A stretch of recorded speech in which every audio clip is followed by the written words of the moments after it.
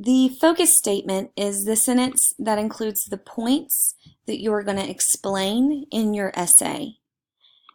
The context gives some background information for the evidence. This is going to be, why is this person famous?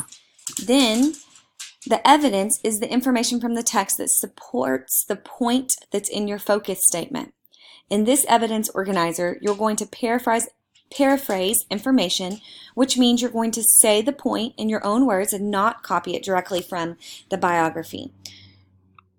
The source just tells where you got your information, got your evidence from. It's going to be the biography that you read and the page number that you got that specific evidence from.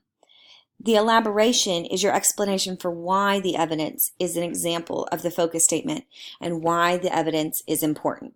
You're basically giving an explanation.